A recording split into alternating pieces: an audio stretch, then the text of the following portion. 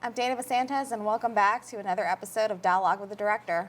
I've got Director Register with me today, and we're going to go over just a couple of things that we've got brewing in the county. So nice to see you again, Director. Well, thank you, Dana. So let's start, if you're okay with that. Recently, the BOC approved the final phase for the completion of Precinct 6. What does that mean for us? Well, they did approve it, and let me first thank the Board of Commissioners for approving it, and also the county manager, property, police department, all the people that were involved. It was truly a team effort, and I think that it's going to be of value to the citizens of Cobb County. Right now, as you know, the building is about 50 to 60% completed. This gives us the ability to finish it 100%. We're looking at somewhere around July 1st of next year. The staffing plan is kind of sequential in nature because of our vacancies right now. I think in the beginning, phase one, we'll have some administrative and law enforcement personnel there to, to assist the public, take a report, do other law enforcement related things. Phase two, we'll start to open the beats up for what will become the future Precinct 6. And if you're not aware, Precinct 6 is going to impact Precinct 1, which is in the north, Cobb, Precinct 4, which is in East Cobb, and possibly Precinct 3 over by the Cumberland area. Chief Van Hooser and his command staff is still looking at beat boundaries. But going back to phase two, we'll open up a couple of the beats, and then phase three, it will be in full operation. And so, we're very excited about it. And because of the population going up, there's a lot of traffic density, which impacts our response times. That's why it's so important for us to have strategically located precincts within the county so we can focus on that area and we can respond in a timely manner. Well, that all sounds great. I mean, traffic is always a concern everywhere these days. Certainly. Also, I've heard that you went to the RealTime Crime Center and got a tour of it. I did, and I was very impressed. Captain Hull and his team has done a tremendous job in creating a state-of-the-art real-time crime center. When you say real-time crime center, what does that really mean? Well, it gives law enforcement the ability to address incidents that are occurring in real time. As an officer gets a call, Real-Time Crime Center starts to gather information, give information to the officer, and many times by the time the officer gets there, a lot is known about the event and people that were possibly involved. Also, it's a very good investigative tool, and as you know, technology drives so much of what the world does today. And using technology the way that they're using it in this comprehensive, holistic manner, it gives the police department the ability to be more efficient, more effective in how we address crime and other emerging trends. And it gives us the ability to be more focused. And so I'm real proud of Captain Hull and his team, and really just glad to see that Chief Van Hooser's vision of that comprehensive, holistic approach to crime is coming to fruition. That sounds great. That sounds like amazing technology over there.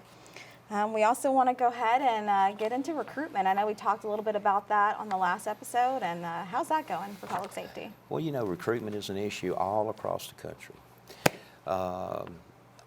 Public safety, when I say public safety, the public safety ecosystem, we're not just talking about the police, but we're talking about fire, 911, emergency management, and, even animal services. And that's all the entities that make up our public safety apparatus here in the county.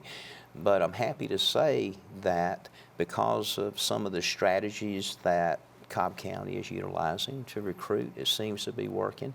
Of course, we're using some ARPA funds very effectively. Matter of fact, when you look at recruiting just for the police department over the last 3 months, applications have increased about 25%, and so that's amazing.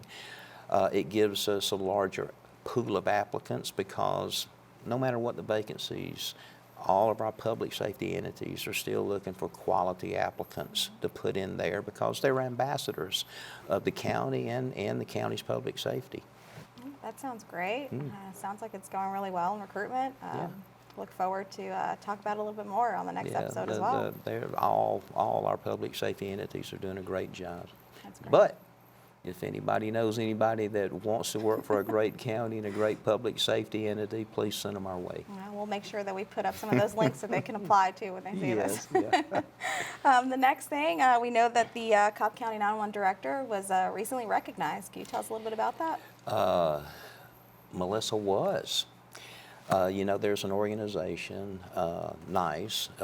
It deals in artificial intelligence and also communication software. It recognizes emergency communication leaders throughout the country on a yearly basis, and I'm happy to say that Melissa Alterio, our 911 director here in Cobb County, was named Director of the Year. We are very proud of her and excited for her, but she's always my 911 Director of the Year. Well, that's great, and congratulations to the director for that recognition that she got. We're getting towards the end, and we know that this past Monday was the 22nd anniversary of 9/11, and we know a lot of people are doing different things at this point in time back then. And what was that like for you this year? It's always a sad moment. Sad moment for our country. So many of our citizens and our first responders lost their life on that day. And when you look back on the events of 9/11, it truly shows that our first responders, they run toward the danger, not away. And because of that selfless service, many of them died that day. And then, of course, because of those events, it pushed America into its longest war over in Afghanistan. And I was activated a few months after 9/11, and glad to go and do my duty for my country. And I served with a lot of great men and women, and some that I served with didn't make it home. And my heart goes out to the family, and it breaks my heart that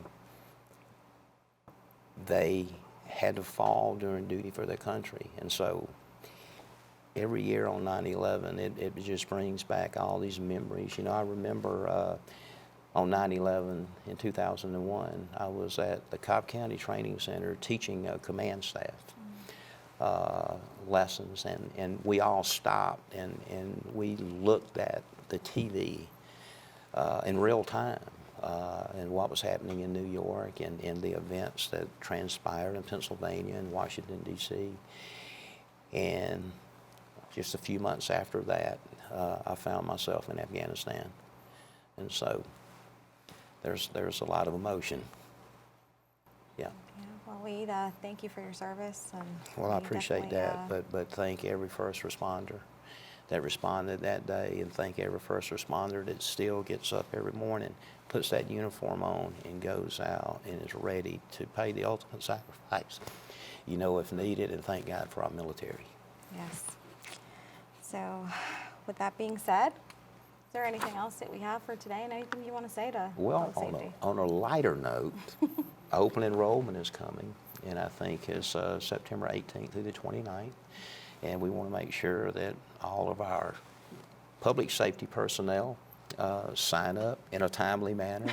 It seems like no matter what we do each year, that's not the case, but I'm hoping for 100% this year. And we'll keep our fingers crossed. September 18th through the 29th, open enrollment. All right. Well, hopefully everybody heard that, so we'll have everybody signed up and ready to go. And the last things, we have a couple of events coming up. We've got the Truckapalooza for the Safety Village at Town Center Mall this Saturday from 10 to 3. And then we've got a couple of other things in October. We've got Cool Cars and Cops coming up October 7th from 12 to 4 at police training. And then we've got the 911 Kids Expo also on the same day, October 7th. And that one's from 10 a.m. to 12 at the 911 Center. We really hope to see a bunch of our public safety personnel there and their families. They seem like great events, and hopefully we'll see you out there too, Director. I will be there. And, Me, my wife, and dog. And we thank you for coming on another episode, and we look forward to the next one. Well, thank you. And make sure that you follow us on our DPS Facebook page and our LinkedIn to kind of keep up with what we're doing and to watch these episodes as well.